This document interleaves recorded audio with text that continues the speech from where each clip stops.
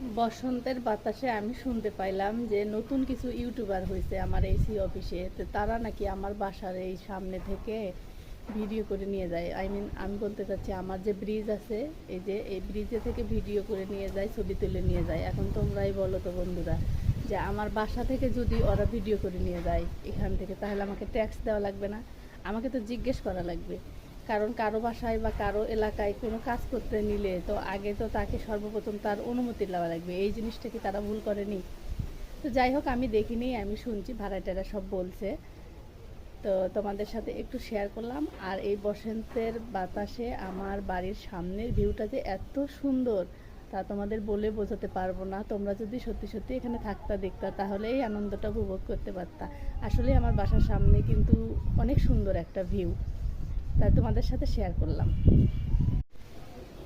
বসন্তের বাতাসে আমি শুনতে পাইলাম যে নতুন কিছু ইউটিউবার হয়েছে আমার এসি অফিসে, তো তারা নাকি আমার বাসার এই সামনে থেকে ভিডিও করে নিয়ে যায়।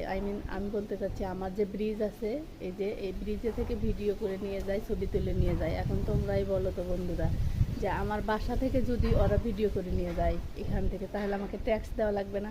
আমাকে তো জিজ্ঞেস করা লাগবে। কারণ কারো বাসায় বা কারো এলাকায় কোনো কাজ করতে নিলে তো আগে তো তাকে সর্বপ্রথম তার অনুমতি নেওয়া লাগবে। এই জিনিসটা কি তারা ভুল করেনি?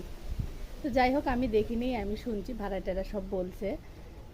তো তোমাদের সাথে একটু শেয়ার করলাম। আর এই বসন্তের বাতাসে আমার বাড়ির সামনের ভিউটা যে এত সুন্দর, তা তোমাদের বলে বোঝাতে পারবো না। তোমরা যদি সত্যি সত্যি এখানে থাকতা, দেখতা, তাহলে এই আনন্দটা উপভোগ করতে পারতা। আসলে আমার বাসার সামনে কিন্তু অনেক সুন্দর একটা ভিউ, তাই তোমাদের সাথে শেয়ার করলাম।